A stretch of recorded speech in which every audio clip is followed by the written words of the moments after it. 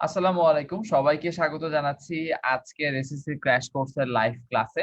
আমরা সবাই ইতিমধ্যে জানি যে আমাদের 6:30টার যে ক্লাসটা হয়ে থাকে সেটা আপনাদের রিকোয়েস্টে আপনাদের সমস্যার কথা চিন্তা করে আমরা সেই ক্লাসটিকে কয়টায় করেছি বলেন তো? 6:30টায় করেছি এবং আশা করি আজকে ক্লাসে আমরা সবথেকে বেশি আমাদের যে অ্যাটেন্ডেন্স থাকে সেটা আমরা পাবো। যাই হোক, বন্ধুরা কে কোথা থেকে ক্লাসটি করছো এবং কোথা থেকে জয়েন করেছো সেটা একটু আমাদেরকে কমেন্টে জানিয়ে দাও। আর বন্ধুদেরকেও এখনই মেনশন করে জানিয়ে দাও যেন সবাই আমাদের যে ক্লাসটি আছে সেই ক্লাসটিতে আজকে ক্লাসটিতে জয়েন করে ফেলতে পারে। আমরা আজকে মূলত পড়বো মানুষ মোহাম্মদ সাল্লাল্লাহু আলাইহি ওয়াসাল্লাম নিয়ে, যেটি অনেকটা সহজ। আমরা জানি যে মোহাম্মদ সাল্লাল্লাহু আলাইহি সাল্লাম সম্পর্কে অনেকেই। সো সেই জায়গা থেকে আমাদের আজকের ক্লাসটা বেশ সহজ হবে এবং খুব সুন্দরভাবে আমরা ক্লাসটা সম্পন্ন করতে পারবো। এর আগে আমরা একটু বন্ধুদের জন্য অপেক্ষা করে নিই। সবাই জয়েন করতে থাকুক। জয়েন করতে, করতে আমরা একটু দেখে নেই যে আমাদের সাথে কে, কে আছে, কে কোথা থেকে জয়েন করেছো। আমাদের সাথে আছে আ এখন আমাদের সাথে আছে ইফতি, শিউলি, সাইমন আছে, তাহসিন আছে, তারপর নওশিন জাহান আছে, আ আরো আছে মিফতাহুল জান্নাত, তানহা আছে, আব্দুল্লাহ আল কাফি ভাই আছে তোমাদের। তারপর রেজওয়ানা আছে, সুপ্তোহা গুহা আছে, নাসরিন সুলতানা আছে, আফরিন নাতাশা আছে। কুমিল্লা থেকে সৈকত জয়েন করেছো, আশিকুর রহমান জয়েন করেছো ব্রাহ্মণবাড়িয়া থেকে, নাসিমা জয়েন করেছো নারায়ণগঞ্জ থেকে, অচেনা নদী চাঁদপুর থেকে, ভাই আমি কুমিল্লা ক্যান্টনমেন্ট থেকে বলছি তিশা। অর্থাৎ অসংখ্য অসংখ্য বন্ধুরা আমাদের সাথে কিন্তু ইতিমধ্যে জয়েন করে ফেলেছে। আসসালামু আলাইকুম বলছে আসাদুজ্জামান। ওয়ালাইকুম সালাম। চাঁদপুর থেকে আছে তানিয়া।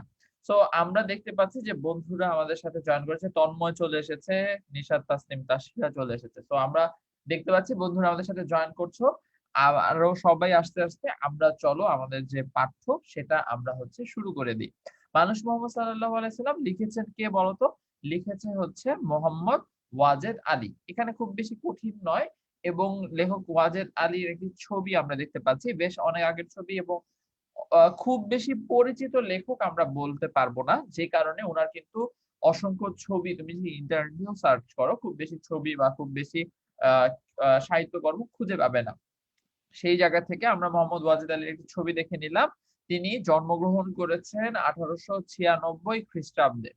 অর্থাৎ মোহাম্মদ ওয়াজেদ আলীর জন্ম কততে বলতো? মোহাম্মদ ওয়াজেদ আলীর জন্ম এটা একটু ঠিক করে নিই, ঠিক করে ফেলেছি। ওয়াজেদ আলীর জন্ম 1896 খ্রিস্টাব্দে। কোথায় জন্মগ্রহণ করেছেন? জন্মগ্রহণ করেছেন সাতক্ষীরা জেলার বাঁশদহ গ্রামে। তিনি কিন্তু কি করেছেন বলতো? জন্মগ্রহণ করেছেন। কলকাতা বঙ্গবাসী কলেজে বিএ ক্লাসের শিক্ষার্থী থাকাকালীন তিনি অসহযোগ আন্দোলনের যোগ দেন। অসহযোগ আন্দোলন কেন বলা হয় এটা কি কেউ জানো?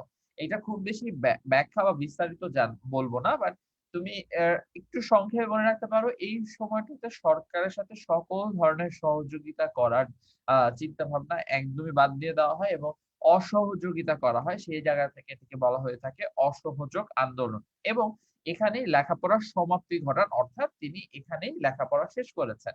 এরপর তিনি সাংবাদিকতাকে পেশা হিসেবে গ্রহণ করেন। অর্থাৎ তিনি পেশায় কি ছিলেন বা পেশা জীবন কিভাবে শুরু করেছিলেন? পেশা জীবন তিনি শুরু করেছিলেন সাংবাদিকতার মাধ্যমে। আচ্ছা, তারপর এখানে একটু ভুল লেখা রয়েছে। মোতাহার হোসেন চৌধুরী লেখা হয়েছে। এটি হচ্ছে মোহাম্মদ ওয়াজেদ আলী। তিনি মাসিক মোহাম্মদী, দৈনিক মোহাম্মদী, দৈনিক সেবক, সাপ্তাহিক সওগত, সাপ্তাহিক খাদেম, ইংরেজি দি মুসলমান ইত্যাদি পত্রিকায় কর্মরত ছিলেন।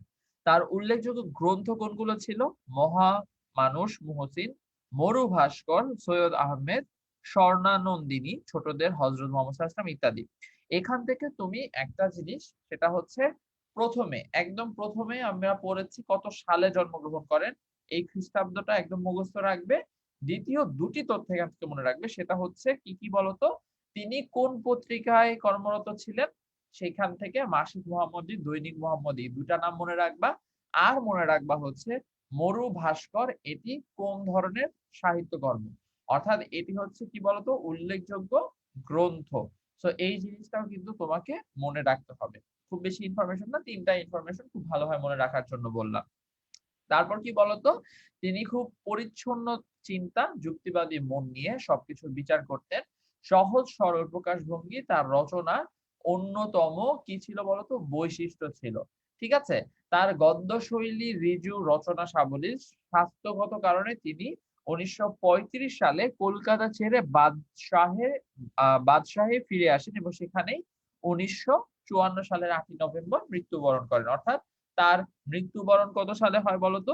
তার মৃত্যুবরণ হয় ১৯৫৪ সালের ৮ই নভেম্বর এবং তিনি কোথায় মৃত্যুবরণ করেন? কলকাতা ছেড়ে চলে আসেন কোথায়?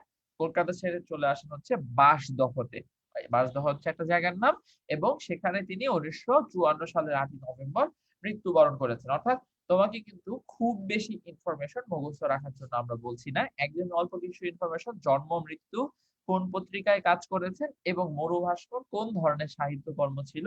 এই গুরুত্বপূর্ণ তথ্যগুলা তোমরা যদি একটু কষ্ট করে মনে রাখো তাহলে পরীক্ষায় নম্বর পেতেও কিন্তু তোমাদের জন্য অনেক, অনেক সহজ হয়ে যাবে।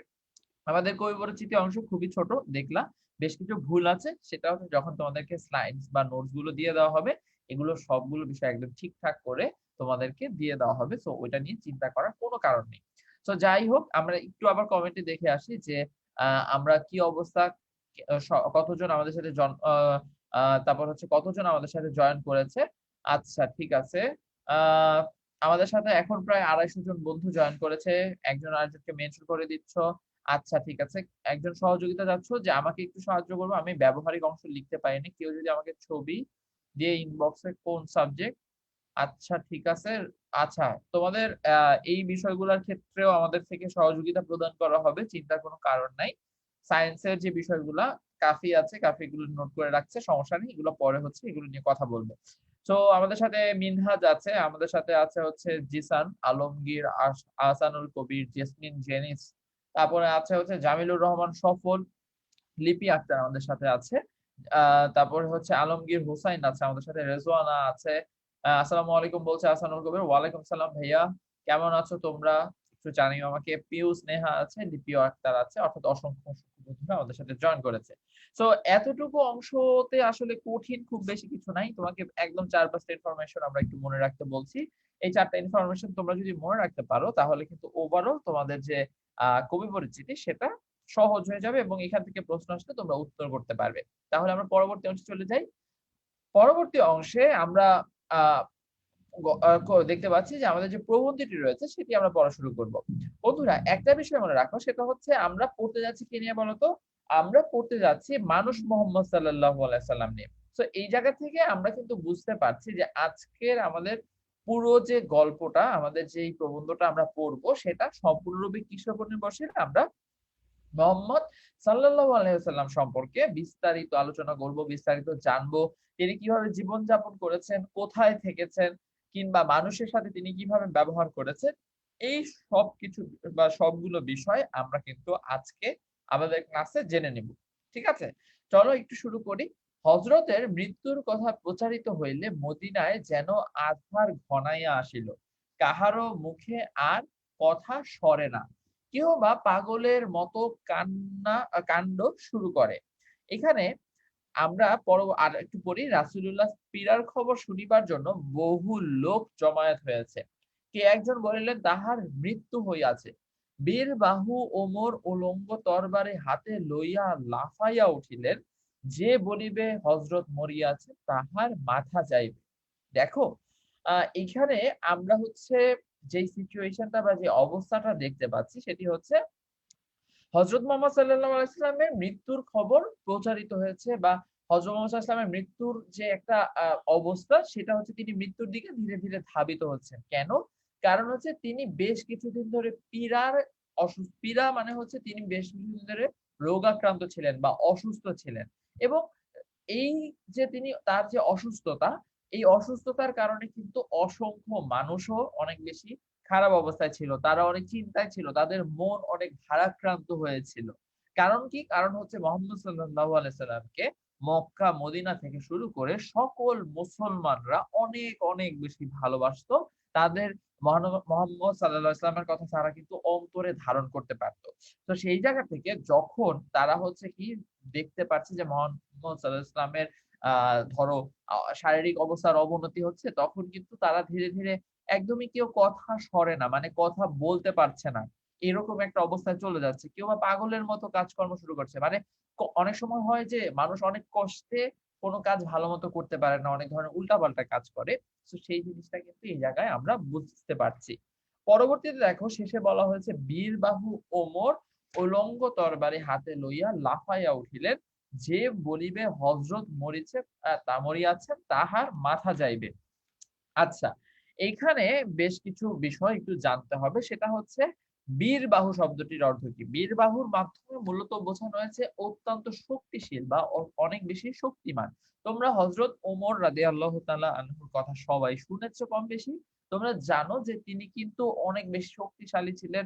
তিনি যুদ্ধে অনেক বেশি পারদর্শী ছিলেন এবং কোনো কিছুই কিন্তু তিনি খুব বেশিটা ভয় করতেন না। সেই কারণে তাকে কিন্তু কি বলা হয় বলতো? তাকে হচ্ছে বীরবাহু বলা হয়ে থাকে।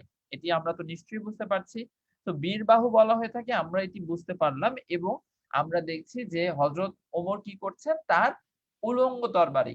উলঙ্গ তরবারি কেন বলা হয়েছে? কারণ তরবারি সাধারণত একটা খাপের মধ্যে হচ্ছে কি করা হয় বলতো? আটকে রাখা হয় যেন তরবারির যে ধারে নিজেরা আঘাতপ্রাপ্ত না হয় কিংবা আশেপাশের মানুষ আঘাতপ্রাপ্ত না হয়। তো ধরো ওই বক্সটা থেকে বের করতে কিন্তু তরবারিটা একটু সময় লাগে। তো যুদ্ধক্ষেত্রে যখন অনেক বেশি যুদ্ধের মানে ধরো একটা খুবই আ যুদ্ধ অবস্থা বিরাজ করে তখন কিন্তু তরবারির যে কাজ মানে তরবারির যে বক্সের কথা বললাম সেখানে না রেখে বা যে কাপড়ের মধ্যে রাখার কথা বললাম সেখানে না রেখে খোলা রাখা হয় যেন খুব তাড়াতাড়ি তারা হচ্ছে যুদ্ধে একজন আরেকজনের সাথে মোকাবিলা করতে পারে। একইভাবে এখানে উল্লঙ্গ তরবারি বলা হয়েছে কারণ মানে অস্থিরতা বা হচ্ছে তোমার মানে গতিশীলতা বা তাড়াতাড়ি করার যে মনোভাব বা সেই বিষয়টা বোঝানো হয়েছে। যাকে বা যে বলবে যে হযরত মারা গিয়েছেন, তাকে একদম সাথে, সাথে দেরি না করে মানে তরবারিটা সেখান থেকে বের করে তারপর মারার মতো সময়টিও তাকে দিবে না। এর আগে তাকে হচ্ছে মাথা যাবে মানে মেরে ফেলার কথা বলা হচ্ছে। মানে এতটাই কষ্ট, এতটাই ক্ষোভ বা এতটাই ভারাক্রান্ত তাদের মন ছিল যে তারা হচ্ছে এই খবরটা যে দিবে তাকে মেরে ফেলার মতো কথা তারা কিন্তু চিন্তা করছিলেন। আশা করি বুঝতে পেরেছ। পরবর্তীতে বলা হয়েছে মহামতি আবু বকর শেষ পর্যন্ত হযরতের মৃত্যুশয্যার পাশে ছিলেন। তিনি গম্ভীরভাবে জনতার মধ্যে দাঁড়াইলেন। গম্ভীরভাবে মানে হচ্ছে এই অবস্থাটা চিন্তা করো সেটা হচ্ছে আবু বকর রাদিয়াল্লাহু তাআলা আনহু শেষ পর্যন্ত মৃত্যুশয্যা মানে হচ্ছে মহানবী সাল্লাল্লাহু আলাইহি ওয়াসাল্লামের মৃত্যুর একদম শেষ পর্যন্ত কিন্তু তিনি তার পাশে ছিলেন এবং পাশে থেকে কি হয়েছে বলতো? পাশে ছিলেন এবং হচ্ছে যখন তিনি বুঝতে পেরেছেন মারা গিয়েছেন তখন তিনি গম্ভীরভাবে জনতার মধ্যে দাঁড়াইলেন। বলিলেন, যাহারা হযরতের পূজা করিত তাহারা জানুক তিনি মারা গিয়াছেন। আর যাহারা আল্লাহর উপাসক তাহাদের জন্য জানা উচিত আল্লাহ অমর, অবিনশ্বর। আল্লাহর সুস্পষ্ট বাণী মুহাম্মদ সাল্লাল্লাহু আলাইহি ওয়াসাল্লাম একজন রাসূল বই আর কিছু নয়। তাহার পূর্বে আরো অনেক রাসূল মারা গিয়েছেন। রাসূলুল্লাহ সাল্লাল্লাহু আলাইহি ওয়াসাল্লাম মরিতে পারেন, নিহত হইতে পারেন। তাই বলিয়া যে সত্য তোমাদের দিয়া গেলেন তাহাকে কি তোমরা মাথা পাতিয়া গ্রহণ করিবে না? ওই বিশ্বভুবনে ওই দূর অন্তরিক্ষে যাহা কিছু দেখিতে পাও সবই আল্লাহর সৃষ্টি। তাহারই দিকে সকলের মহাযাত্রা। দেখো এখানে কত সুন্দরভাবে এত কঠিন একটা পরিস্থিতিকে কিন্তু সামলিয়ে নেওয়া হয়েছে। কিভাবে সামলানো হয়েছে? যে বলা হয়েছে যারা হযরতের পূজা করত। পূজা করা মানে একদম অন্ধ ভক্ত কিছু মানুষ ছিল। যারা হচ্ছে আল্লাহকে বিশ্বাস করত না, যারা মহানবী সাল্লাল্লাহু আলাইহি ওয়াসাল্লামকেও খুব বেশি হয়তো বিশ্বাস করত না। শুধুমাত্র তার কথা শুনতো বা মুহাম্মদ সাল্লাল্লাহু আলাইহি ওয়াসাল্লামকে একদম সর্বশ্রেষ্ঠ বা সর্বপ্রভু হিসেবে মনে করত। তারা জানুক মোহাম্মদ মারা গিয়েছেন, তিনি বলছেন। পরবর্তী বলেছেন, আর যারা আল্লাহর উপাসক অর্থাৎ আল্লাহকে বিশ্বাস করে, তারা তো একমাত্র জানে যে আল্লাহ ছাড়া এই পৃথিবীতে কোনো কিছুই শেষ হয়ে যাবে না, কোনো কিছুই ধ্বংস হয়ে সবকিছুই ধ্বংস হয়ে যাবে একমাত্র আল্লাহ ছাড়া। তো সেই জায়গা থেকে মুহাম্মদ সাল্লাল্লাহু আলাইহি সাল্লামও একজন রাসূল বই আর কিছু না। অর্থাৎ একজন সাধারণ মানুষ। তিনি রাসূল ছিলেন, তিনি আল্লাহর সৃষ্টি একজন মানুষ ছিলেন। কিন্তু এর বেশি কিছু নয়। তিনি অবিনশ্বর নয়। তাহার পূর্বে অর্থাৎ মুহাম্মদ সাল্লাল্লাহু আলাইহি ওয়াসাল্লামের মৃত্যুর পূর্বেও অনেক মানুষ কিন্তু মারা গিয়েছেন। অনেক রাসূল মারা গিয়েছেন, অনেক নবী মারা গিয়েছেন। সেই জায়গা থেকে যেহেতু প্রত্যেকটি মানুষ মরণশীল এই কথাটি মহান আল্লাহ তাআলা আমাদেরকে সৃষ্টির সময় বা এই পৃথিবী সৃষ্টির সময়ই বলে দিয়েছেন। সেই জায়গা থেকে মুহাম্মদ সাল্লাল্লাহু আলাইহি ওয়াসাল্লামও কিন্তু মরিতে পারেন। তিনি নিহত হইতে পারেন অন্যের হাতে। তাই বলিয়া অর্থাৎ তিনি বলছেন যে তাই বলে ধরো মোহাম্মদ সাল্লাল্লাহু আলাইহি ওয়াসাল্লাম মারা গিয়েছেন, কিন্তু তিনি যা যে শিক্ষাগুলো আমাদেরকে দিয়ে গিয়েছেন সেগুলো তো আমরা মাথা পেতে নিব, তাই না? তো সেই জিনিসটি তিনি জিজ্ঞেস করেছেন। এবং এই বিশ্ব ভুবনে অর্থাৎ এই বিশ্বের ওই দূর অন্তরিক্ষে যাহা কিছু দেখিতে পাও সবই আল্লাহ সৃষ্টি। মানে তুমি তোমার ২ চোখ দিয়ে যতটুকু পর্যন্ত দেখতে পাও, যা দেখতে পাও, যেখানে গিয়ে যা দেখতে পাও সবকিছু আল্লাহর সৃষ্টি। তাহারই দিকে সকলের মহাযাত্রা। অর্থাৎ শেষ যাত্রাটা কিন্তু আমরা মৃত্যুর পর কিন্তু আবার আল্লাহর কাছে ফিরে যাবো এবং সেখানে কিন্তু আমাদেরকে সকল কাজকর্মের হিসাব আমাদেরকে দিতে হবে। এটি আমরা মুসলিম ধর্মে যারা আছি আমরা সবাই জানি। আমাদের পরকাল আছে, আমাদের আখিরাত আছে, আমাদের সকল কাজকর্মের হিসাব নেওয়া হবে। অর্থাৎ একমাত্র আল্লাহ আমাদেরকে সৃষ্টি করেছেন। আল্লাহ অবিনশ্বর, আল্লাহর কোন সৃষ্টি বা ধ্বংস নেই। আল্লাহকে কেউ সৃষ্টি করেননি। আল্লাহ আমাদেরকে সবাইকে সৃষ্টি করেছেন এবং সেই জায়গা থেকে প্রত্যেকটি মানুষ কিন্তু মরণশীল এবং মৃত্যুর স্বাদ গ্রহণ করবে। এটি আমরা সবাই জানি। তো সেই জায়গা থেকে আমরা আবার মৃত্যুর পরে আল্লাহর কাছে ফিরে যাব। এই বিষয়টি মূলত এখানে বোঝানোর চেষ্টা করা হয়েছে। আশা করি বুঝতে পেরেছ। যদি কোনো প্রশ্ন থাকে সেটা কিন্তু অবশ্যই আমাদেরকে কমেন্টে জানিয়ে দিও। হ্যাঁ? সো আমরা পরবর্তী অংশে যদি চলে যাই তাহলে আমরা দেখতে পাচ্ছি আবু বকরের গম্ভীর উক্তিতে সকলেরই চৈতন্য হইল। হযরত ওমরের শিথিল অঙ্গ মাটিতে লুটাইল। তাহার স্মরণ হইল হযরতের বাণী, আমি তোমাদের মতোই একজন মানুষ মাত্র। এখানে আমি হবে। তাহার মনে পড়িল কুরআনের আয়াত, মোহাম্মদ মৃত্যু তোমারই ভাগ্য, তাহাদেরও ভাগ্য। তাহার অন্তরে ধ্বনিয়া উঠিল মুসলিমের গভীর প্রত্যয়ের স্বীকারোক্তি অমর সাক্ষ্য, মুহাম্মদ সাল্লাল্লাহু আলাইহি সাল্লাম আল্লাহর দাস ও রাসূল। অর্থাৎ যে কথাটি আমরা বলছিলাম যে মুহাম্মদ সাল্লাল্লাহু আলাইহি সাল্লাম বা মুসলিম এর ক্ষেত্রে বা সবাই আমরা যে জিনিসটি জানি যে আল্লাহ তাআলা আমাদের সবাইকে সৃষ্টি করেছেন। আমরা আল্লাহর সৃষ্টি জীব, আল্লাহর সৃষ্টি বান্দা এবং আমাদেরকে কি করতে হবে বলতো? আল্লাহর ইবাদত করতে হবে। আমাদেরকে আল্লাহর উপাসনা করতে হবে। আমাদের বিভিন্ন ইবাদতের মাধ্যমগুলো বলে দেওয়া হচ্ছে সেগুলোর মাধ্যমে ইবাদত করতে হবে। তো পরবর্তীতে যখন আমরা আগের পর্বে দেখেছি যে আবু বকর কথা বলছেন, আবু বকরের কথাগুলো শুনে সবাই এই বিষয়টি আরেকবার যেন অনুধাবন করতে পারলো যে এই পৃথিবীতে প্রত্যেকটি মানুষের মৃত্যুর স্বাদ গ্রহণ করতে হবে এবং বুঝতে পেরে হযরত ওমর যে তরবারি নিয়ে ঘুরছিল, যে হযরতের মৃত্যুর খবরটি দিবে তাকে মেরে ফেলবে, সেই শক্তিশালী ওমর শিথিল হয়ে মাটিতে লুটাইয়া পড়লো। মানে মাটিতে একদম পড়ে গিয়ে কান্নাকাটি করছে এরকম টাইপের একটি অবস্থা বোঝানো হয়েছে। তাহার স্মরণ হইল কি বলতো? স্মরণ হইল হযরতের ওমর বাণী যে আমি তোমাদের মতই একজন মানুষ। তাহার মনে হইল কোরআনের আয়াত, মানুষ মোহাম্মদ মৃত্যু তোমারই ভাগ্য, তাহাদেরও ভাগ্য। তাহার অন্তরে ধ্বনিয়া উঠিল মুসলিমের গভীর প্রত্যয়ের স্বীকারোক্তি অমর সাক্ষ্য, হযরত মুহাম্মদ সাল্লাল্লাহু আলাইহি সাল্লাম আল্লাহর দাস। মানে তিনি একজন সাধারণ মানুষ এবং রাসূল। আশা করি বুঝতে পেরেছো। পরবর্তীতে দেখো শোকের প্রচন্ড আঘাতে আত্মবিস্মৃতির পূর্ণ সম্ভাবনার মধ্যে দাঁড়াইয়া স্থিরতি হযরত আবু বকর রাদিয়াল্লাহু তাআলা আনহু রাসূলের প্রতি শ্রদ্ধা নিবেদনের সীমারেখা সৃষ্টি করিয়া তুলিলেন। তিনি রাসূল কিন্তু মানুষ, আমাদের মতোই দুঃখে বেদনা, জীবন মৃত্যুর অধীন রক্ত মাংসে গঠিত মানুষ। এই কথাই বৃদ্ধ হযরত আবু বকর সিদ্দিক রাদিয়াল্লাহু তাআলা আনহু মূর্ছিত মুসলিমকে বুঝাইয়া দিলেন। এখানে মূলত কি বলা হয়েছে চলো একটু দেখে নেই। এখানে আমরা দেখতে পাচ্ছি যে মানুষকে বোঝানোর চেষ্টা করা হচ্ছে। স্থিতবুদ্ধি এই শব্দটি নিয়ে নিশ্চয়ই তোমাদের একটু কনফিউশন হচ্ছে। কমেন্টে অনেকেই জিজ্ঞেস করছে যে স্থিতবুদ্ধি মানে কি? স্থিতবুদ্ধি মানে স্থির বুদ্ধি সম্পন্ন। অর্থাৎ ধরো স্থির বুদ্ধি আমরা কাদেরকে বলি? যে একটা সিচুয়েশন বা একটা খারাপ অবস্থা মোকাবেলা করার সময় মাথা ঠান্ডা রেখে সুন্দরভাবে সেটিকে কিন্তু বলতো কি করতে হয়? সেটাকে মোকাবিলা করতে হয়, সেটাকে হ্যান্ডেল করতে হয় আমরা জানি। সেটিকে মূলত স্থিত বুদ্ধি বলা হয়ে থাকে। ঠিক আছে? তো সেই স্থিত বুদ্ধির জায়গা থেকে হযরত আবু বকর রাদিয়াল্লাহু তাআলা আনহু রাসূলের প্রতি শ্রদ্ধা নিবেদনের সীমারেখা সৃষ্টি করিয়া তুলিলেন। তিনি রাসূল কিন্তু মানুষ নন, আমাদের মতোই দুঃখ বেদনা। অর্থাৎ প্রত্যেকটি সাধারণ মানুষের যে বৈশিষ্ট্যগুলো রয়েছে রাসূলের ক্ষেত্রেও কিন্তু সেই বৈশিষ্ট্যগুলো রয়েছিল। এবং তিনি রক্ত মাংসে গঠিত অর্থাৎ আর ১০ জন অর্থাৎ এই অংশটিতে আমরা দেখতে পাচ্ছি যে রাসূল সাল্লাল্লাহু আলাইহি সাল্লাম যে একজন সাধারণ মানুষ আর সবগুলো মানুষের মতোই তার যে একই ধরনের বৈশিষ্ট্য আছে এই বৈশিষ্ট্যগুলো মূলত কি বলা হয়েছে বলো তো? এই বৈশিষ্ট্যগুলো মূলত ফুটিয়ে তোলা বা বোঝানোর চেষ্টা করা হয়েছে এই অংশটুকুতে। তারপরেতে তিনি বলা হয়েছে তিনি মানুষের মন আকর্ষণ করিয়াছিলেন মুখ্যত তাহার মানবীয় গুণাবলী দ্বারা। মক্কার শ্রেষ্ঠ বংশে তিনি জন্মিয়াছিলেন, কিন্তু বংশ গৌরব হযরতের সচেতন চিত্তে মুহূর্তের জন্য স্থান লাভ করেনি। অর্থাৎ এই জায়গাটিতে যে বিষয়টি বলা হয়েছে সেটি হচ্ছে কি বলতো? সেটি হচ্ছে যে তার মধ্যে কখনো অহংকার ছিল না। তার মধ্যে কখনো বেশি অতিরিক্ত গর্ব ছিল না যে তিনি শ্রেষ্ঠ বংশে জন্মগ্রহণ করেছেন। তিনি সবসময় সবার সাথে সুন্দর মতো ব্যবহার করেছেন। তার মানবীয় গুণাবলী দ্বারা তিনি মানুষের মন জয় করে নিয়েছেন। যে বিষয়টি কিন্তু মূলত এখানে বলতে চাওয়া হয়েছে। এখানে তিনি কখনোই মানে তিনি তার সচেতন চিত্তে মানে জানা মতে কখনো খারাপ কিছু করেনি।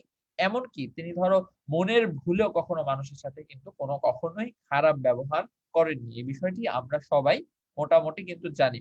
আচ্ছা, তো অনেকেই প্রশ্ন করছো যে ভাইয়া আবু বকর কে ছিলেন? আবু বকর ছিলেন হচ্ছে ইসলামের ১ম খলিফা। আমরা ইসলামের খলিফাদের কথা সবাই শুনেছি এবং ইসলাম ধর্ম গ্রহণকারীদের মধ্যে হচ্ছে তিনি কিন্তু ১ম পুরুষ ব্যক্তি ছিলেন। এই বিষয়টি এই ২ টি ইনফরমেশন তোমাদের জন্য একটু জেনে রাখতে পারো। এবং কিন্তু তিনি ছিলেন হযরত মুহাম্মদ সাল্লাল্লাহু আলাইহি ওয়াসাল্লামের বিশ্বস্ত সহচর। সহচর মানে সবসময় পাশে থাকতেন, একসাথে তারা ধরো হজ করতে যেতেন, একসাথে তারা বিভিন্ন জায়গায় যেতেন। এই বিষয়টি মূলত এখানে বলা হয়েছে। এমনকি মৃত্যুর সময়ও কিন্তু একদম শেষ পর্যন্ত হযরত মুহাম্মদ সাল্লাল্লাহু আলাইহি ওয়াসাল্লামের সাথে হযরত আবু বকর রাদিয়াল্লাহু তাআলা আনহু ছিলেন। তো এই জিনিসটি আমরা মূলত বুঝতে পেরেছি। এখানে যদি তোমাদের কোনো প্রশ্ন থাকে সেটি তোমরা আমাদেরকে কিন্তু জানিয়ে দিতে পারো। পরবর্তী অংশে বলা হয়েছে জন্ম দুঃখী হইয়া তিনি সংসারে আসিয়াছিলেন। এই দুঃখের বেদনা তাহার দেহ সৌন্দর্য ও চরিত্র মাধুরীর সহিত মিলিয়া তাহাকে নরনারীর একান্ত প্রিয় করিয়া তুলেছিল। আবল্য তিনি ছিলেন আল আমিন, বিশ্বস্ত, প্রিয়ভাষী, সত্যবাদী। তাহার অসাধারণ যোগ্যতা, বুদ্ধি, বিচার শক্তি, বলিষ্ঠ দেহ দেখিয়া মানুষ অবাক হয়ে যাইত।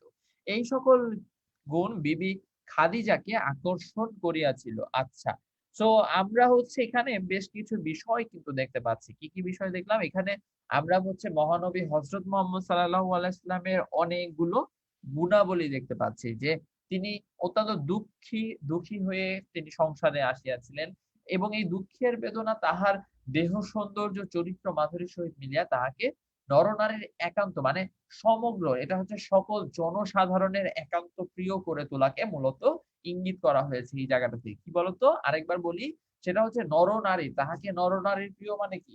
নরনারীর প্রিয় মানে পৃথিবীতে সকল মানুষের প্রিয় করে তুলছিল। ঠিক আছে? তিনি কি ছিলেন? তিনি ছিলেন হচ্ছে আল আমিন। তিনি ছিলেন বিশ্বস্ত, তিনি ছিলেন প্রিয়ভাষী এবং সত্যবাদী। তাই তাকে কি বলা হতো? আল আমিন বলা হতো। তাহার অসাধারণ যোগ্যতা, বুদ্ধি বিকাশ, বিচার শক্তি, বলিষ্ঠ দেহ দেখিয়া মানুষ অবাক হয়ে যেত। মহানবী সাল্লাল্লাহু আলাইহি ওয়াসাল্লাম কিন্তু দেখতে অনেক সুন্দর ছিলেন। এই বিষয়টি অনেক হাদিসে অনেক জায়গায় লেখা রয়েছে। এবং এই সকল গুণ কিন্তু বিবি খাদিজাকে কি করেছিল বলতো? আকর্ষণ করিয়াছিল। বিবি খাদিজা কে ছিলেন? বিবি খাদিজা ছিলেন মহানবী হযরত মুহাম্মদ সাল্লাল্লাহু আলাইহি ওয়াসাল্লামের স্ত্রী। ঠিক আছে? সো আমরা মোটামুটি বুঝতে পেরেছি আশা করি। পরবর্তীতে যদি যাই, বস্তুত হযরতের রূপলাবণ্য ছিল অপূর্ব অসাধারণ। মক্কা হইতে মদিনায় হিজরতের পথে এক পরহিত ব্রতী দম্পতির কুটিরে তিনি আশ্রয় নেন। রাহী পথিকের সেবা করাই ছিল তাহাদের ব্রত। হযরত যখন আসিলেন কুটির স্বামী আবু মাবুদ মেষপাল চড়াইতে গিয়াছিলেন। তাহার পত্নী উম্মে মাক ছাগির দুধ দিয়া হযরতের তৃষ্ণা দূর করিলেন। এখানে মূলত যে বিষয়টি বলা হয়েছে সেটা হচ্ছে হযরতে মহানবী হযরত মুহাম্মদ সাল্লাল্লাহু আলাইহি ওয়াসাল্লাম মদিনায় হিজরত করতে যাচ্ছিলেন। এই সময় পরহিত ব্রতী দম্পতির কুটিরে তিনি আশ্রয় নেন। রাহিব পথিকদের মানে হচ্ছে ধরো যাত্রা পথে যারা এরকম ধরো আশ্রয়ের প্রয়োজন পড়ে তাদেরকে আশ্রয় দেওয়াই সেই কুটিরে থাকা দম্পতির কি বলতো ব্রত মানে তারা সেই কাজটি সাধারণত করে থাকেন। পরবর্তীতে কি বলা হচ্ছে? হযরত যখন আসিলেন কুটির স্বামী আবু মাবুদ মেষপাল চড়াইতে কি করেছিলেন? মেষপাল চড়াইতে গিয়েছিলেন এবং তাহার পত্নী উম্মে মাবুদ কি করছে? ছাগি দুধ দিয়ে মানে ছাগলের দুধের মাধ্যমে হযরতের যে তৃষ্ণা সেই তৃষ্ণাকে কি করলেন? মিটানোর চেষ্টা করলেন। অর্থাৎ হচ্ছে তাকে সমাদর করার চেষ্টা করলেন। গৃহপতি ফিরিলে এই নারী স্বামীর কাছে নব অতিথির রূপ বর্ণনা করেন। সুন্দর সুদর্শন পুরুষ তিনি, তাহার শীর্ষে সুদীর্ঘ কুঞ্চিত কেশপাশ, বয়ানে অপূর্ব কান্তর্ষি, তাহার আয়তকৃষ্ট দুটি নয়ন, তারপর হচ্ছে কাজল রেখার মতো যুক্ত ভ্রুযুগল, তাহার সুউচ্চ গ্রীবা, কালো কালো দুটি চোখের ঢলমল চাহনি মন প্রাণ কাড়িয়া নেয়। আচ্ছা, অনেকগুলা কঠিন শব্দ বলেছি বা হচ্ছে এই অংশটুকুতে তোমরা একটু কিন্তু লিখে নিও যে কোন অংশটুকুতে কিসের বর্ণনা করা হয়েছে। হ্যাঁ, কারণ হচ্ছে তোমাদের অনুধাবনে এই জায়গা থেকে বেশি লাগবে হচ্ছে প্রয়োগমূলক প্রশ্নগুলোর ক্ষেত্রে, কারণ এখানে অনেক ধরনের প্রয়োগমূলক প্রশ্ন কিন্তু হতে পারে। ঠিক আছে, তো সেই জায়গা থেকে আমরা কি দেখতে পারলাম, এখানে হচ্ছে আয়তকৃষ্ট দুটি নয়ন। আমরা জানি মানুষের যখন চোখ সুন্দর এই বিষয়টি বর্ণনা করা হয় তখন আমরা বলি ডাগর ডাগর চোখ বা বড় বড় চোখ, এই বিষয়টি বলা হয়ে থাকে। আয়তকৃষ্ট মানে, আয়ত বলতে আমরা সবাই চিনি যে আয়তর কি, যে দুটি বাহু মানে দুটি বিপরীত বাহু সমান এবং সমান্তরাল আয়ত বলে থাকি। তো একটু বড় হয়ে থাকে কিন্তু আকৃতিতে। আয়তকৃষ্ট মানে তার চোখ অনেক বেশি সুন্দর ছিল। কাজল রেখার যুক্ত ভ্রুযুগল, ভ্রুযুগল মানে কি আমাদের চোখের যে ভ্রু সেটাকে যুগল বলা হয়েছে, কারণ দুটি ভ্রু যেহেতু থাকে সেটিকে যুগল বলা হয়ে থাকে। তাহার সুউচ্চ গ্রীবা, গ্রীবা মানে কি, গ্রীবা মানে হচ্ছে ঘাড়। পুরুষ মানুষের ক্ষেত্রে বা সাধারণ ধরো ছেলেদের ক্ষেত্রে ধরো যেটাই হয় সেটা হচ্ছে যে আমরা সৌন্দর্য কিভাবে নির্ধারণ করি, একেকজনের কাছে এটা একেক রকম, কিন্তু হচ্ছে মহানবী হযরত মুহাম্মদ সাল্লাল্লাহু আলাইহি ওয়াসাল্লামের সামগ্রিক সৌন্দর্য কিন্তু অনেক বেশি, তিনি অনেক বেশি সামগ্রিকভাবে সুন্দর ছিলেন। ধরো তার রূপ, তার হচ্ছে চেহারা, তার হচ্ছে শারীরিক গঠন সবকিছু অনেক আকর্ষণীয় ছিল। কালো কালো দুটি চোখের ঢলঢল চাহনি মন প্রাণ কাড়িয়া নেয়। গুরুগম্ভীর তাহার নীরবতা, মধুবর্ষী তাহার মুখের ভাষণ। মানে হচ্ছে তিনি যখন কথা বলতেন তখন বলা হয়েছে তার মুখ থেকে যেন মধু বর্ষণ হচ্ছে। এটা কি মধুবর্ষী বলা হয়েছে। মধুবর্ষণ মানে কি, তার কথার স্বর অত্যন্ত মিষ্টি, তিনি অত্যন্ত সুন্দরভাবে কথা বলেন। এই বিষয়টি মূলত এখানে বলা হয়েছে। ঠিক আছে? বিনীত নম্র তাহার প্রকৃতি, তিনি দীর্ঘ নন, খর্ব নন, কৃশ নন। একটি অপূর্ব পুলক দীপ্তি তাহার চোখ মুখে, বলিষ্ঠ পৌরুষের ব্যঞ্জনা তাহার অঙ্গে।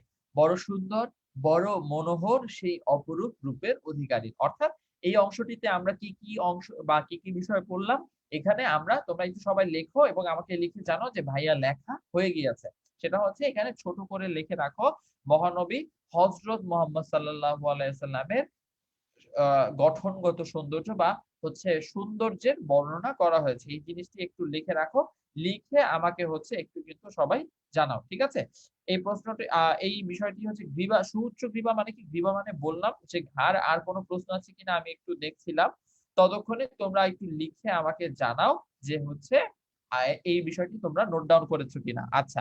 সো মোটামুটি কারো কোনো প্রশ্ন আছে কিনা আমি একটু দেখে নিচ্ছি।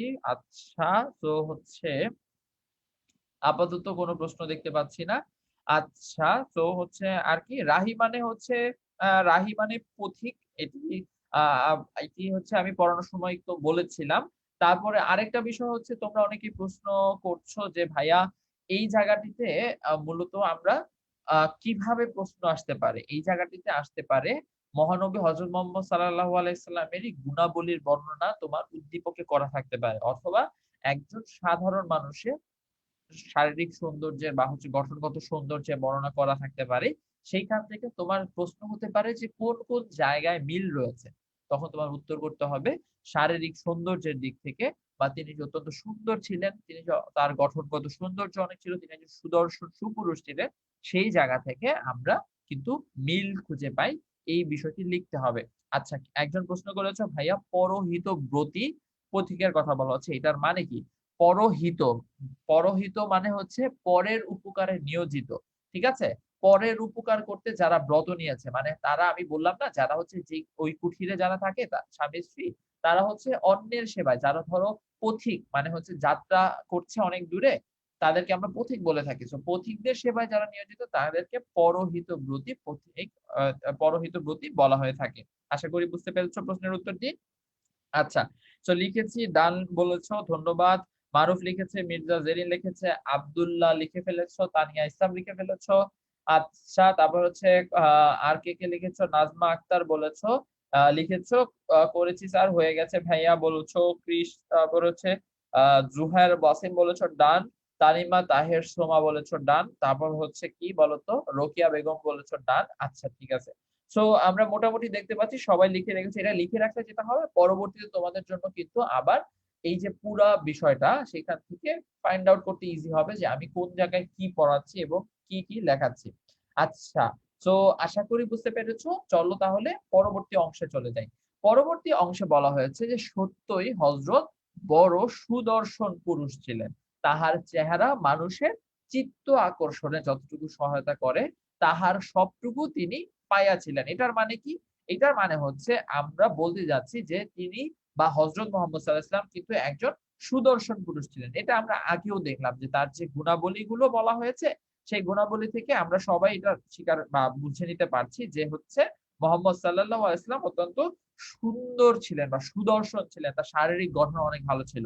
এবং হচ্ছে কি বলতো, তাহার চেহারা মানুষের চিত্ত আকর্ষণে যতটুকু, তারপর হচ্ছে সহায়তা করে, তাহার সবটুকু তিনি কি করেছিলেন, তিনি হচ্ছে পাইয়াছিলেন। মানে কি, একটা মানুষকে সুন্দর মনে করার জন্য বা একটা মানুষকে হচ্ছে ভালো মনে করার জন্য, একটা মানুষকে দেখতে সুন্দর মনে করার জন্য যতটুকু সৌন্দর্যের প্রয়োজন, যা যা বৈশিষ্ট্য থাকা প্রয়োজন, সবগুলো বৈশিষ্ট্য মহানবী হযরত মুহাম্মদ সাল্লাল্লাহু আলাইহি সাল্লামের মধ্যে ছিল।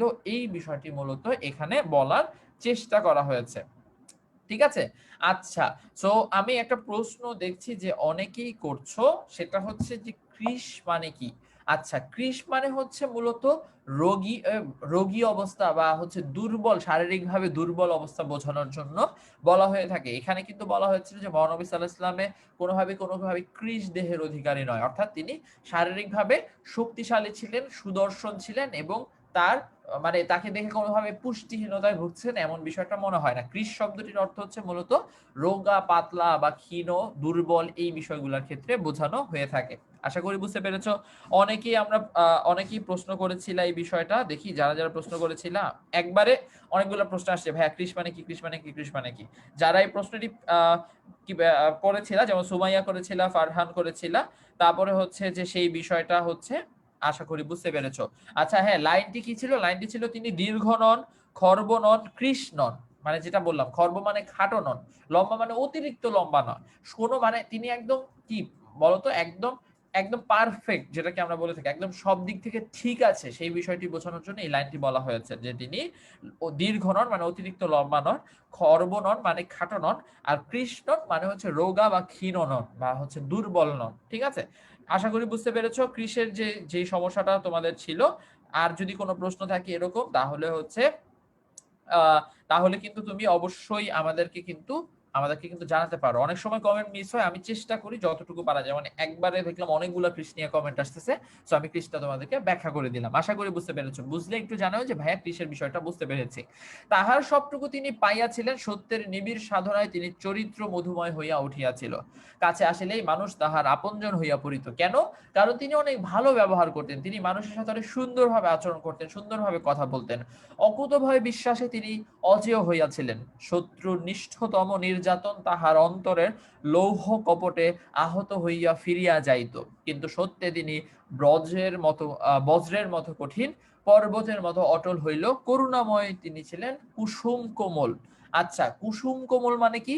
কুসুম কোমল মানে ফুলের মতো কোমল বা নরম। ফুল বলতে, ফুল যখন আমরা বলি তখন আমরা দেখি যে ফুল কিন্তু অত্যন্ত নরম হয়, অত্যন্ত সুন্দরভাবে, বা ধরো তুমি ফুল ধরলেই কিন্তু সেটা কি হয়, আমরা কিন্তু অত্যন্ত কোমল যে বিষয়টি সেটি আমরা বুঝতে পারি। অর্থাৎ তিনি সত্যের ক্ষেত্রে বজ্রের মতো কঠিন ছিলেন। মানে ধরো কোনো একটা বিষয় যেটা আহ, আহ, যেটা হচ্ছে একদম আহ, সত্য কথা, অথবা ধরো কোনো মানুষ হয়তো খুব বেশি কষ্ট পাবে, বা কোনো মানুষের ব্যাপারে কোনো খারাপ গুণাবলী রয়েছে, সেই বিষয় সম্পর্কে তিনি একদম বজ্রের মতো কঠিন ছিলেন। মানে তিনি একদম অবিচল ছিলেন, একদম অটল ছিলেন। তো অটল কিরকম ছিলেন? পর্বতের সাথে তুলনা করে বলা হয়েছে তিনি পর্বতের মতো অটল ছিলেন। এই জিনিসগুলো একটু মনে রাখতে হবে তোমাদেরকে, যে বজ্রের মতো কঠিন, অর্থাৎ তোমাকে প্রশ্ন করবে যে কিসের মতো কঠিন ছিলেন বা কিসের মতো অটল ছিলেন, তখন তোমাকে এই প্রশ্নগুলোর উত্তর করতে হবে। অর্থাৎ তিনি মানুষ হিসেবে অনেক ভালো ছিলেন, তিনি মন থেকে অনেক বেশি ভালো ছিলেন, কিন্তু যখন সত্যি প্রকাশের প্রয়োজন পড়তো বা যখন যেখানে প্রয়োজন পড়তো, তখন কিন্তু তিনি কি করতেন, সেইভাবে মানুষের সাথে ঠিক মতো আচরণ করতেন। কিন্তু তাই বলে কখনোই মানুষের সাথে তিনি ক্ষমতার অপব্যবহার করেননি। তিনি কখনোই মানুষের সাথে খারাপ ব্যবহার করেনি। এই বিষয়গুলো কিন্তু একটু মনে রাখার চেষ্টা বন্ধুরা তোমরা আমাদের সাথে অবশ্যই করবে। ঠিক আছে? সো হচ্ছে আমরা মোটামুটি বুঝতে পেরেছি। পরবর্তীতে যদি চলে যাই, বৈরীর অত্যাচারে বারবার তিনি জর্জরিত হইয়াছিলেন। শত্রুর লোষ্ঠাঘাতে অরাতির হিংস্র আক্রমণে বরাঙ্গের বসন তাহার বহুবার রক্ত রঙিন হইয়াছে বা হইয়া উঠিছে। তথাপি পাপী মানুষকে তিনি ভালোবাসিয়াছিলেন, অভিশাপ দেওয়ার চিন্তাও তাহার অন্তরে উদিত হয় নাই। আচ্ছা, একটা জিনিস সেটা হচ্ছে একটু বলে রাখি যে আমরা অনেক সময় যে কাজটি করি, কি করি আমরা হচ্ছে করি যে ধরো ধরো মানুষের সাথে আমাদের খারাপ ব্যবহার করছি বা আমি কাউকে পছন্দ করছি না, তার সাথে হয়তো আমি খারাপ ব্যবহার করছি। মহানবী হযরত মুহাম্মদ সাল্লাল্লাহু আলাইহি ওয়াসাল্লাম কখনোই এরকম কাজ করতেন না। তার যে শত্রু যারা অনেক বেশি পাপী ছিল, যারা ইসলামকে ঘৃণা করত, তিনি তাদেরকেও ভালোবাসতেন, তাদেরকে বোঝানোর চেষ্টা করতেন। কখনো তাদের উপর ইসলামকে চাপিয়ে দিতেন না, কিন্তু সবসময় তাদেরকে সুন্দরভাবে বোঝানোর চেষ্টা করতেন যে আসলে ইসলাম ধর্মটা কিসের বা কিভাবে ইসলামের শুরু হয়েছে, সূত্রপাত হয়েছে এবং আল্লাহ যে আমাদেরকে সৃষ্টি করেছে, এই বিষয়গুলা কিন্তু তিনি আমাদের আহ, আহ, হচ্ছে যে বোঝানোর চেষ্টা করতেন বা হচ্ছে মুসলমানদেরকে বোঝানোর চেষ্টা করতেন, মুসলমানদের শত্রুদেরকেও বোঝানোর চেষ্টা করতেন। সবার সাথে তিনি ভালো ব্যবহার করার চেষ্টা করতেন। ঠিক আছে? সো এই বিষয়গুলো একটু আমরা মাথায় রাখবো। কখনোই তিনি কাউকে অভিশাপ দিতেন না বা দেওয়ার কথা চিন্তা করতেন না। সে যত পাপী হোক, সে যত খারাপ হোক, কখনোই তিনি কি করতেন না বলতো? কখনোই মানুষকে কিন্তু অভিশাপ দেওয়ার যে বিষয়টি, সেটি কিন্তু তিনি করতেন না। সবাইকে তিনি সমানভাবে ভালোবাসতেন। এই বিষয়টি আমরা আশা করি বুঝতে পেরেছি। পরবর্তীতে দেখো, আরেকটা বিষয় বলা হচ্ছে, ধরো যে শত্রুর কিনা কিন্তু অনেকবার মহানবী হযরত মুহাম্মদ সাল্লাল্লাহু আলাইহি ওয়াসাল্লামকে হত্যা করার জন্য অথবা বিভিন্ন কারণে কি করেছে বলতো? আক্রমণ করেছে। সেই কারণে হচ্ছে কি হইতো বলতো? বিভিন্ন সময় তিনি আঘাতপ্রাপ্ত হয়েছেন, বিভিন্ন সময় তিনি যুদ্ধে গিয়েছেন, বিভিন্নভাবে তিনি বিভিন্ন সময় মানুষের সহযোগিতার জন্য আহত হয়েছেন। এই বিষয়গুলো মূলত এখানে বোঝানো হয়েছে যে তিনি চেষ্টা করেছেন মানুষের সাথে খারাপ ব্যবহার না করার জন্য বা হচ্ছে মানুষকে সহযোগিতা করার জন্য তিনি নিজে যুদ্ধে গিয়েছেন, এমন বিষয় ঘটেছে। বা যাদের দ্বারা আঘাতপ্রাপ্ত হয়েছে তাদেরকে কখনো কিন্তু অভিশাপ দিতেন না। এই বিষয়গুলো মূলত কিন্তু এখানে আমরা মূলত বুঝতে পারছি। আশা করি বুঝতে পেরেছো। এখন আরেকটা বিষয় হচ্ছে লৌহ কপটকে, এই প্রশ্নটা আসছিল। লৌহ কপট মানে লোহার দরজাকে বোঝানো। কপট মানে দরজা, লৌহ মানে লোহা। তো সেই জায়গা থেকে লৌহ কপট মানে হচ্ছে লোহার দরজা। আজকে জানি না কমেন্ট গুলো একটু পরে আসছে কেন জানি। সো আমি আন্তরিকভাবে দুঃখিত। আমি কমেন্টগুলো দেখার সাথে সাথে কিন্তু তোমাদেরকে উত্তর করে দিচ্ছি। আশা করি বুঝতে পারছো। ঠিক আছে? পরবর্তী অংশে তাহলে যাওয়ার আগে শেষে যে লাইনটি আছে, যে কি বলা হয়েছে, তাহার অন্তর ভেদ করিয়া একটি মাত্র প্রার্থনার বাণী জাগিয়াছে, এদের জ্ঞান দাও প্রভু, এদের ক্ষমা করো। অর্থাৎ যারা হচ্ছে ইসলামের বিরুদ্ধে ছিল, যারা হচ্ছে ইসলামের ইসলামকে ধ্বংসের দিকে বা ধ্বংসের জন্য চেষ্টা করছিল, তাদের ক্ষেত্রেও কিন্তু কি করা হতো বলতো? তাদের ক্ষেত্রেও কিন্তু তিনি আশা করতেন, তিনি দোয়া করতেন, তিনি প্রার্থনা করতেন আল্লাহর কাছে যে তাদেরকে যেন জ্ঞান দেওয়া হয়, তাদেরকে যেন ক্ষমা করে দেওয়া হয় যে তারা এত এত খারাপ কিছু করছে। তো এই বিষয়গুলো মূলত কিন্তু এখানে কি করা হয়েছে বলতো? এখানে হচ্ছে বোঝানোর চেষ্টা করা হয়েছে। সো আশা করি বুঝতে পেরেছো। আচ্ছা, আরেকটা প্রশ্ন দেখলাম আসছে, সেটা হচ্ছে কান্তশ্রী মানে কি? ভাইয়া এই প্রশ্নটাও বেশ কিছুবার আসছে। কান্তশ্রী মানে হচ্ছে মুখ নিঃসৃত বাণী। মুখ নিঃসৃত মানে কি? মুখ থেকে বলা বা মুখ থেকে, আমরা সব কথা তো মুখ থেকে বের হয় বা মুখ থেকে আমরা বলে থাকি, বাট এটাকে হচ্ছে মুখ নিঃসৃত বাণী বলার ক্ষেত্রে কান্তশ্রী বলা হয়ে থাকে। আশা করি বুঝতে পেরেছো। এরকম তোমাদের যদি কোনো অর্থ বা কোনো শব্দ তোমরা না বুঝো, সেটা কিন্তু অবশ্যই আমাদেরকে জানাবা, কারণ শব্দের অর্থগুলো বোঝা অনেক অনেক বেশি জরুরি। তায়েফে সত্য প্রচার করতে গিয়ে তাহাকে কি ভীষণ পরীক্ষার সম্মুখীন হইতে হয়েছিল আমরা দেখিয়াছি। পথ চলিতে শত্রুর প্রস্তর ঘায়ে তিনি অবসন্ন হইয়া পড়িতেছিলেন, তখন তাহারাই আবার তাকে তুলিয়া দিতেছিল। তিনি পুনর্বার চলা শুরু করিলে দ্বিগুণ তেজে পাথর বৃষ্টি করিতেছিল। রক্তে রক্তে তাহার সমস্ত বসন ভিজিয়া গিয়াছে, দেহ নিঃসৃত রুধির দ্বারা পাদুকায় প্রবেশ করিয়া জমিয়া শক্ত হইয়াছে। মৃত্যুর আবছায়া তাকে চৈতন্য সমাচ্ছন্ন করিবার চেষ্টা করিতেছে, তথাপি অত্যাচারের বিরুদ্ধে তাহার বিন্দুমাত্র অভিযোগ নাই। রমণীর রূপ, গৃহস্থের ধন সম্পদ, নেতৃত্বের মর্যাদা, রাজার সিংহাসন সবকিছুকে তুচ্ছ করিয়া সেই সত্যকে তিনি জীবনের শ্রেষ্ঠতম সম্বল জ্ঞানে আশ্রয় করিয়াছিলেন। তাহাকে উপহাসিত, অবহেলিত, অস্বীকৃত দেখিয়াও ক্রোধ, ঘৃণা, বিরক্তির একটি শব্দ তার মুখে উচ্চারিত হয়নি। অর্থাৎ তিনি কখনো মানুষের সাথে বিরক্ত পর্যন্ত হতেন না। তিনি কখনো মানুষের সাথে খারাপ ব্যবহার তো করতেনই না, যে বিষয়টা আমরা তোমাদেরকে কিন্তু একটু আগেই বলছিলাম। এই জায়গাটিতে আমরা দেখছি যে তার সাথে বিভিন্নভাবে কি করা হচ্ছে, বিভিন্নভাবে নির্যাতন করা হয়েছে, যে এই বিষয়টা এখানে মূলত বোঝানো হয়েছে। আর তোমার রুধির ধারা পাদুকায় প্রবেশ করিয়া রক্ত জমা হয়েছে। মূলত এটি রুধিরাক্ত থেকে এসেছে। রুধিরাক্ত মানে কি? রুধিরাক্ত মানে রক্তাক্ত অবস্থা, অর্থাৎ পাদুকা মানে পা দুটো একদম রক্তাক্ত হয়ে গিয়েছে, দেহ নিঃসৃত হয়ে রক্ত বের হয়ে যাচ্ছে, শক্ত হয়ে যাচ্ছে মানুষ। তারপরও তার উপর পাথর বর্ষণ করা হচ্ছে, পাথর নিক্ষেপ করা হচ্ছে, তিনি আঘাতপ্রাপ্ত হচ্ছেন, তবুও তিনি কিন্তু কোনো ধরনের অভিযোগ করছেন না, কোনো বিরক্তি প্রকাশ করছেন না। তিনি পুনর্বার চলা শুরু করেছেন, যে বিষয়টি আমরা কিন্তু এখানে মূলত দেখতে পাচ্ছি। আশা করি বুঝতে পেরেছো। পরবর্তীতে দেখো, অভিসম্পাত করিতে অনুরুদ্ধ হইয়াও তিনি বলিলেন, না না, তাহা কখনোই অসম্ভব। এই পৃথিবীতে আমি ইসলামের বাহন, সত্যের প্রচারক।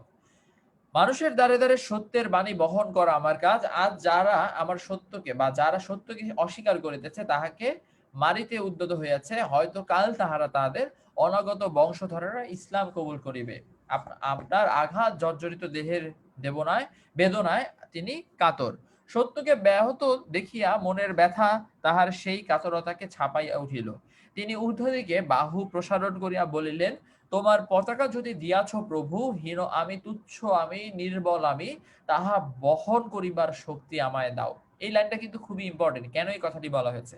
তিনি মহান আল্লাহর কাছে প্রার্থনা করছেন যে, আল্লাহ, আমাকে যদি ইসলাম প্রচারের কথা বা ইসলাম প্রচারের দায়িত্ব দিয়ে আমাকে প্রেরণ করে থাকো, তাহলে সেটি বহন করার মতো শক্তি আমাকে দাও। অর্থাৎ বহন করার শক্তির কথা কেন বলা হচ্ছে? কারণ তার উপর প্রতিনিয়ত নির্যাতন করা হচ্ছে, তার উপর প্রতিনিয়ত খারাপ ব্যবহার করা হচ্ছে, তার সাথে বিভিন্নভাবে মানুষজন নির্যাতন চালাচ্ছে। সেই বিষয়গুলা থেকে কখনোই ভাবে তিনি যেন বিচলিত হয়ে না যান, তিনি যেন বিরক্তি প্রকাশ করে না ফেলেন। এমনকি যারা আজকে মহানবী হযরত মুহাম্মদ সাল্লাল্লাহু আলাইহি ওয়াসাল্লামকে মারার জন্য উদ্যত হয়েছে, তাদের কোনো বংশধররা হয়তো পরবর্তীতে ইসলাম ধর্ম গ্রহণ করবে, সেই আশা তিনি ব্যক্ত করছেন। সেই আশা ব্যক্ত করে তিনি এই কথাটি মহান আল্লাহর কাছে প্রার্থনা করতেন যে সেটি সেটি বহন করিবার শক্তি যেন কি থাকে, মহানবী হযরত মুহাম্মদ সাল্লাল্লাহু আলাইহি ওয়াসাল্লামের থাকে। পরবর্তীতে মক্কাবাসীরা হযরতের নবিত্ব লাভের শুরু হইতে তাহার প্রতি কি নির্মম অমানসিক অত্যাচার চালাইয়াছিল আমরা দেখেছি। যখন তাহাদের নির্যাতন সহানুতীত হইল, যখন দেখা গেল কোরেশরা সত্যকে গ্রহণ করিবে না, হযরত মদিনায় চলে গেলেন। কোরেশ হচ্ছে কুরাইশ বংশের মানুষদেরকে কোরেশ বলা হয়ে থাকে। মক্কাবাসীরা হযরতের নবিত্ব লাভের শুরু হইতেই তাহার প্রতি অমানবিক বা অমানসিক অত্যাচার চালাইছিল, যেটা আমরা কিন্তু আমাদের এই সমগ্র গল্পতে একটু আগে থেকে দেখছিলাম। ঠিক আছে। পরবর্তীতে দেখো বলা হয়েছে, পথে তাহাকে হত্যা করিবার জন্য তাহার ও আবু বকরের ছিন্ন মুন্ড আনিবার জন্য বিপুল পুরস্কারের লোভ দেখাইয়া শত শত ঘাতক, ক্ষুধার্ত বাঘের মতো হিংস্র ঘাতক পাঠানো হইল। ঠিক আছে। বদর, ওহদ, আহজাব যুদ্ধে মক্কার বাসিন্দা ও তাহাদের মৃত জাতিরা সম্মিলিত হইয়া ইসলামের ও মুসলিমের চিহ্নটুকু পর্যন্ত ধরাপৃষ্ঠ হইতে মুছিয়া ফেলিবার প্রাণপণ চেষ্টা করিল। মানে কি বলা হচ্ছে, যে বিভিন্ন যুদ্ধের সময় মক্কা, এমনকি মক্কার বিভিন্ন বাসিন্দারা কিন্তু অনেক সময় এই কাজটা করেছে। বিভিন্ন ঘাতকরা টাকার লোভে বা বিভিন্ন স্বর্ণ বা রৌপ্যের লোভে বা পুরস্কারের লোভে তাকে কিন্তু হত্যা করার চেষ্টা করেছে। খয়বরের যুদ্ধে হযরতের পরাজয়ের মিথ্যা সংবাদ শুনি হযরতের মৃত্যুর সম্ভাবনায় আনন্দে আত্মহারা হইয়া পড়েছিল। হুদাইবিয়া সন্ধিতে হযরতের শান্তপ্রিয়তার সুযোগ লইয়া মুসলিমের স্কন্ধে ঘোর অপমানের শর্ত চাপাইয়া দেওয়ার কথাও পরও তাহাদের সহিত বিশ্বাসঘাতকতা করিতে চাহিল। এবং তারপর হযরত যেই দিন বিজয়ী বেশে মক্কায় প্রবেশ করিলেন, সেই দিন তাহার সহিত মানে সাথে যুদ্ধ কামনা করিয়া খালিদদের সহিত হাঙ্গামা বাঁধাইয়া দিল। অর্থাৎ এই জায়গাটিতে আমরা দেখতে পাচ্ছি যে মহানবী হযরত মুহাম্মদ সাল্লাল্লাহু আলাইহি ওয়াসাল্লামের সাথে কিভাবে বিভিন্ন সময় অত্যন্ত খারাপ ব্যবহার মানুষরা করেছে। বদর, ওহদ বা আহজাব এই খয়বর এইগুলো হচ্ছে মূলত হযরত মুহাম্মদ সাল্লাল্লাহু আলাইহি ওয়াসাল্লামের যে জীবনকাল বা তিনি যে সময়টাতে তার যে জীবনকাল রয়েছে বা জীবনের সময়টুকু রয়েছে সেই সময়ে তিনি বিধর্মীদের বিরুদ্ধে এসব স্থানে এই স্থানগুলোতে কি হয়েছে বলতো বিধর্মীদের বিরুদ্ধে কিন্তু যুদ্ধ করা হয়েছে। ঠিক আছে? হুদাইবিয়া কি? হুদাইবিয়া হচ্ছে একটা যুদ্ধক্ষেত্রকে হুদাইবিয়া বলা হয়ে থাকে, হুদাইবিয়ার সন্ধি বলা হয়ে থাকে। এখানে কি বলা হচ্ছে করা হয়েছে এই স্থানে মূলত বিধর্মীদের সঙ্গে রাসূলুল্লাহ সাল্লাল্লাহু আলাইহি ওয়াসাল্লামের একটা সন্ধিপত্র মানে হচ্ছে একটা চুক্তিপত্র কি করা হয়েছিল, একটা চুক্তিপত্র স্বাক্ষরিত হয়েছিল। এই চুক্তিটা অত্যন্ত গুরুত্বপূর্ণ ছিল এবং রাসূলুল্লাহ সাল্লাল্লাহু আলাইহি ওয়াসাল্লামের দূরদর্শিতার রাজনৈতিক বা দূরদর্শিতার পরিচায়ক ছিল। ঠিক আছে? সো এই জায়গা থেকে তোমরা এতটুকু মনে রাখলেই চলবে যে এই জায়গাতে বা হুদাইবিয়ার সন্ধি বলা হয় কেন? কারণ হচ্ছে এখানে মহানবী হযরত মুহাম্মদ সাল্লাল্লাহু আলাইহি ওয়াসাল্লামের সাথে একটা চুক্তি করা হয়েছিল তাই। তারপর হযরত যেই দিন বিজয়ী বেশে মক্কায় প্রবেশ করলেন সেই দিন তাহার সহিত যুদ্ধ কামনা করিয়া খালিদের সহিত হাঙ্গামা বাঁধাইয়া দিল। এইভাবে শেষ পর্যন্ত যাহারা পদে পদে আনিয়া দিল লাঞ্ছনা অপমান অত্যাচার, তারপরে প্রত্যেক সুযোগে যাহারা হানিল বৈরিতার বিষাক্ত প্রাণ, হযরত তাহাদের সহিত কি ব্যবহার করিলেন? কি ব্যবহার করছে একটু ধারণা করে বলো তো। আমরা নিশ্চয়ই বুঝতে পারছি যে হযরত মুহাম্মদ সাল্লাল্লাহু আলাইহি ওয়াসাল্লাম কখনোই কিন্তু খারাপ ব্যবহার করতেন না। তো সেই জায়গা থেকে জয়ীর আসনে বসিয়া ন্যায়ের তুলাদণ্ড হাতে লইয়া বলিলেন, ভাই সাব তোমাদের সম্বন্ধে আমার আর কোনো অভিযোগ নাই। আজ তোমরা সবাই স্বাধীন, সবাই মুক্ত। মানুষের প্রতি প্রেম পুণ্যে উদ্ভাসিত এই সুমহান প্রতিশোধ সম্ভব করিয়াছিল হযরত বিরাট মানুষত। অর্থাৎ যারা তার সাথে এতদিন নির্যাতন করেছে, যারা তার সাথে এত হচ্ছে খারাপ ব্যবহার করেছে, তাদের প্রতি কোনো অভিযোগ তার যেন নেই। তিনি তাদেরকে সবাইকে সাধারণভাবে ক্ষমা করে দিচ্ছেন, যে বিষয়টি এখানে মূলত কিন্তু মহানবী হযরত মুহাম্মদ সাল্লাল্লাহু আলাইহি ওয়াসাল্লাম বলার চেষ্টা করেছেন। ঠিক আছে? তো আশা করি বুঝতে পেরেছো।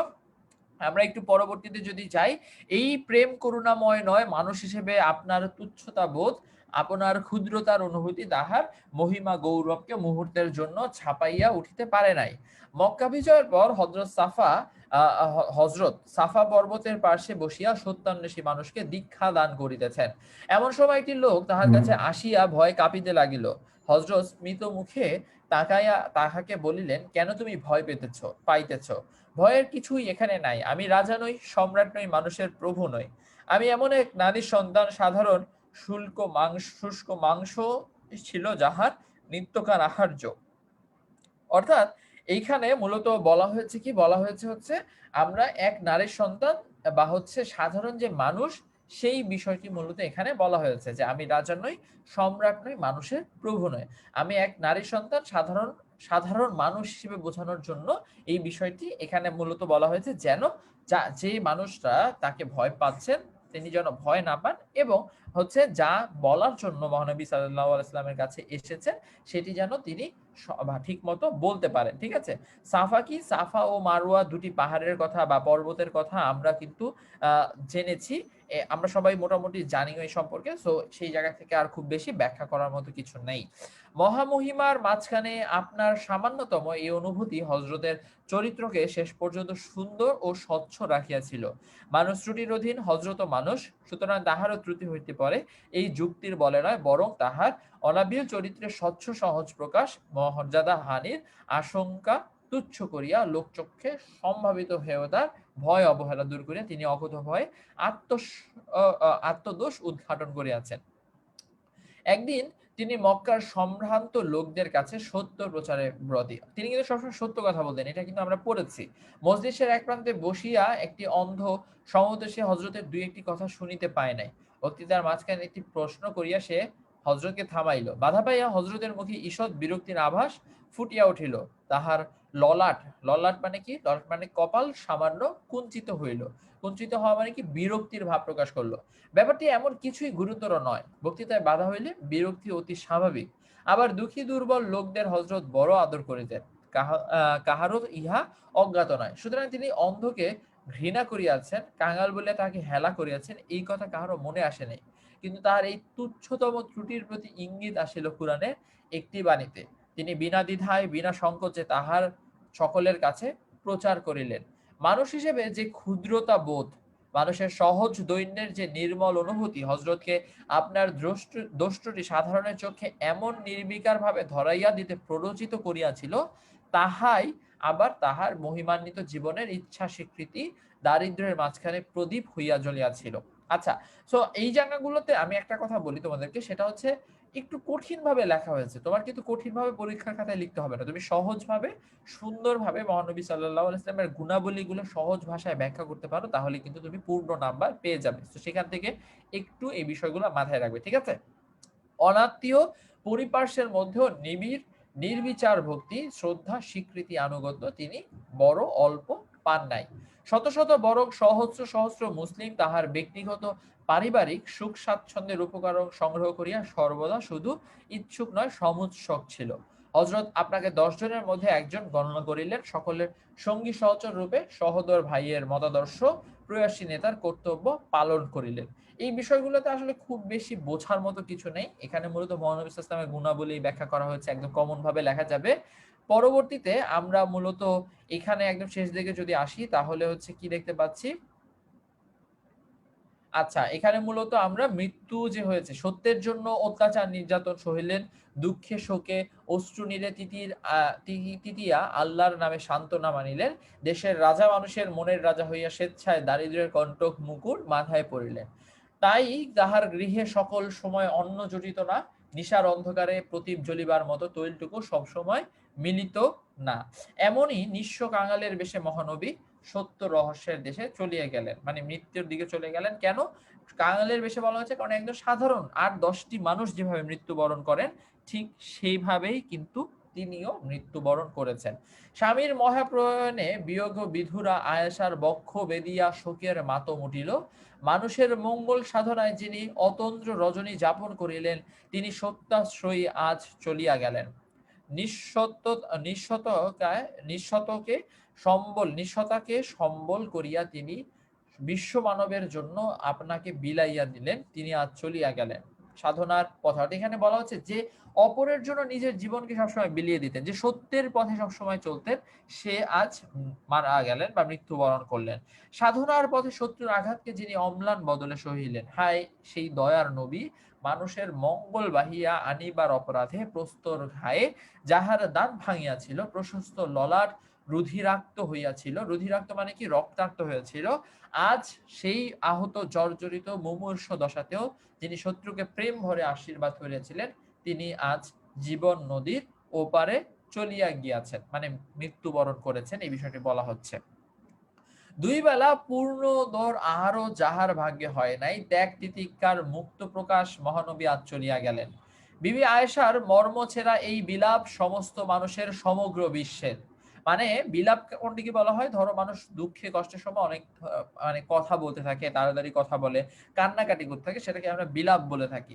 এই যে যে কথাগুলো আমরা দেখছিলাম, সেখানে তোমরা নিশ্চয়ই খেয়াল করেছো একটু এলোমেলো কথা কিন্তু এখানে বলা হচ্ছে। কেন?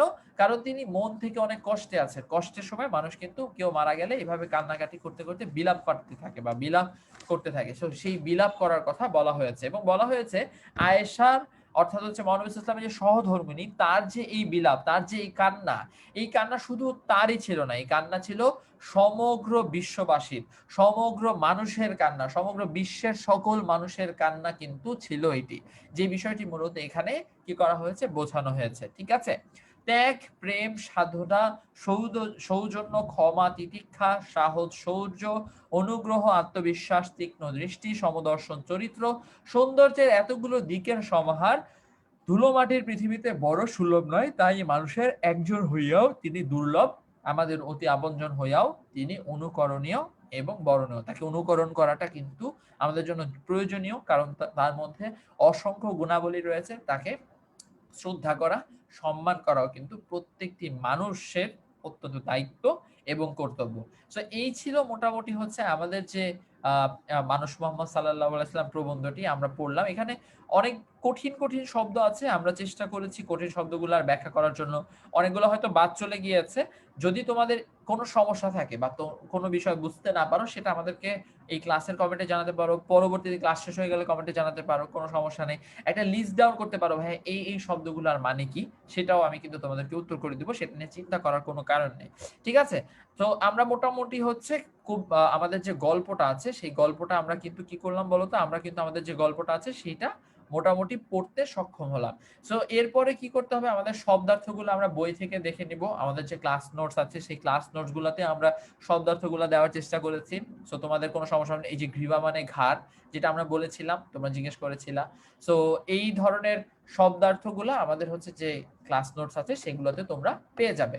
সো এটা নিয়ে চিন্তা করার কোনো কারণ নেই। আমরা হচ্ছে চলো একটু সামারি করে নেই, বা আমরা একটু চিন্তা করে নেই যে আমরা কি কি বিষয় এই ক্লাসটা থেকে শিখলাম পাঠ পরিচিতি অংশ থেকে। আরেকটা গুরুত্বপূর্ণ ইনফরমেশন মনে রাখতে হবে, মানুষ মোহাম্মদ সাল্লাল্লাহু আলাইহি সাল্লাম রচিত এই যে প্রবন্ধটি, সেটা মরু ভাস্কর গ্রন্থ থেকে নেওয়া হয়েছে।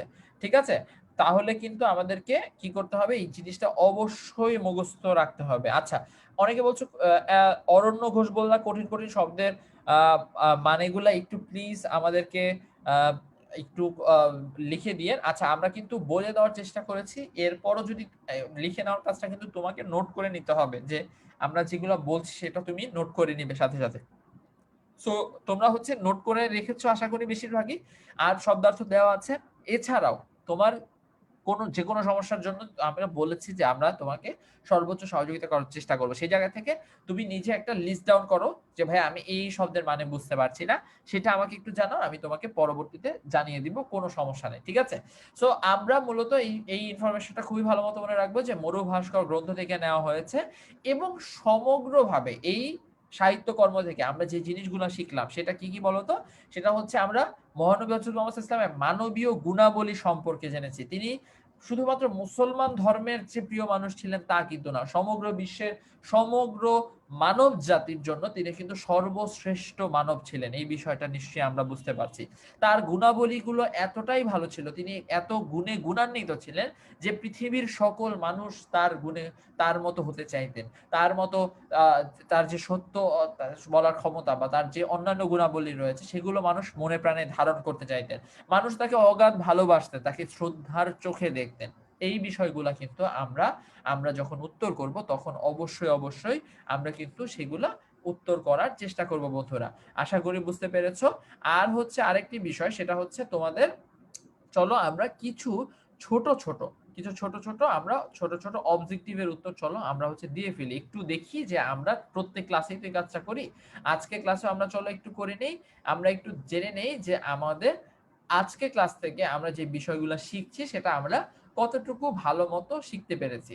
প্রথম প্রশ্নটা আমি তোমাকে করব, বা যারা ক্লাসটি করছো তারা একটু আমার সাথে প্রশ্নগুলোর উত্তর করে দিও, যে এম ওয়াজেদ আলী কত সালে জন্মগ্রহণ করেছেন। এই প্রশ্নটির উত্তর আমাকে একটু দিয়ে দাও।